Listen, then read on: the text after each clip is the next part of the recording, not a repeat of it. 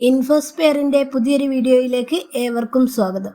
സംസ്ഥാനത്ത് ക്ഷേമ പെൻഷൻ വാങ്ങുന്നവർക്ക് വളരെ പ്രധാനപ്പെട്ടതും സന്തോഷം തരുന്നതുമായ അറിയിപ്പാണ് ഈ വീഡിയോയിൽ. ചാനൽ ആദ്യമായിട്ട് കാണുന്നവരാണെങ്കിൽ സബ്സ്ക്രൈബ് ചെയ്ത് ലൈക്കും കൂടി ചെയ്ത് കാണാൻ മറക്കല്ലേ. സംസ്ഥാനത്ത് ജനുവരി മാസത്തെ ക്ഷേമ പെൻഷൻ ഇന്നു മുതൽ, അതായത് 2026 ജനുവരി 27 വൈകുന്നേരത്തോടെ വിതരണം ചെയ്തു തുടങ്ങുമെന്ന് ഔദ്യോഗികമായിട്ടുള്ള അറിയിപ്പ് എത്തിയിരിക്കുകയാണിപ്പോൾ. ഇന്ന് ബാങ്ക് പണിമുടക്കാണെങ്കിലും അക്കൗണ്ടിൽ തുക എത്തുന്നവർക്ക് ഒറ്റത്തവണ ക്ലിക്കിലൂടെ, അതായത് DBT അധികൃതർ തുക ട്രാൻസ്ഫർ ചെയ്യുന്നതായിരിക്കും. അക്കൗണ്ടുകളിൽ ലഭിക്കുന്നവർക്ക് തുക അക്കൗണ്ടിൽ ക്രെഡിറ്റ് ആവാൻ സമയമെടുത്താലും 5-6 മണിക്കൂർ സമയമെടുത്താലും തന്നെ ഇന്ന് തന്നെ തുക അക്കൗണ്ടിൽ എത്തുന്നതാണ്. അതുപോലെ കൈകളിൽ ലഭിക്കുന്നവർക്ക് സഹകരണ സംഘങ്ങൾ വഴി 3-4 ദിവസത്തിനുള്ളിൽ തന്നെ തുക ലഭിക്കുന്നതാണ്.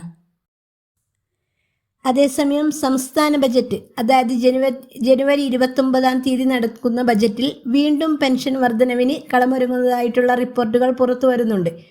2000 രൂപയാണ് നിലവിലെ പെൻഷൻ തുക. ഈ ഒരു തുക നവംബർ മാസത്തിൽ വർദ്ധിപ്പിച്ചതുമാണ്. ഇതുകൂടാതെ വീണ്ടും ഒരു വർധനവ്, അതായത് 2200 മുതൽ 2500 വരെ ഉണ്ടാവുമെന്നാണ് റിപ്പോർട്ടുകൾ പുറത്തു വരുന്നത്. അതുമാത്രമല്ല, അർഹതയുള്ള വ്യക്തികളെ കൃത്യമായിട്ട് കണ്ടെത്തി ആനുകൂല്യം എല്ലാ മാസവും മുടങ്ങാതെ ഇപ്പോൾ വിതരണം ചെയ്യുന്നുണ്ട്. അതോടൊപ്പം അനർഹരായിട്ടുള്ള ആളുകളെ കണ്ടെത്തുന്ന സോഷ്യൽ ഓഡിറ്റ് പോലുള്ള നടപടിക്രമങ്ങളും സർക്കാരിൻ്റെ ഭാഗത്തു നിന്നുണ്ട്. ഇതെല്ലാം പാലിച്ച് കൃത്യമായിട്ട് മുന്നോട്ട് പോകുന്ന ഗുണഭോക്താക്കൾക്ക് കഴിഞ്ഞ മാസം പെൻഷൻ ലഭിച്ച എല്ലാവർക്കും പെൻഷൻ തുക ഈ മാസവും, അതായത് ജനുവരിയിലും കൃത്യമായിട്ട് ലഭിക്കും. അതുപോലെ വർദ്ധിപ്പിച്ച തുകയും വൈകാതെ തന്നെ ലഭിക്കും. മാത്രമല്ല, നമ്മുടെ വീടുകളിൽ 60 വയസ്സിന് മുകളിൽ പ്രായമുള്ളവരുണ്ടെങ്കിൽ എത്രയും വേഗം ക്ഷേമ പെൻഷന് അപേക്ഷ കൊടുക്കാവുന്നതാണ്. വിധവകളായിട്ടുള്ളവർ, അതുപോലെ ഭിന്നശേഷി നേരിടുന്നവർ, അതുപോലെ കർഷക തൊഴിലാളികൾ എല്ലാം തന്നെ APL BPL വ്യത്യാസമില്ലാതെ ക്ഷേമ പെൻഷൻ പദ്ധതിയിലേക്ക് അപേക്ഷ വെക്കാവുന്നതാണ്.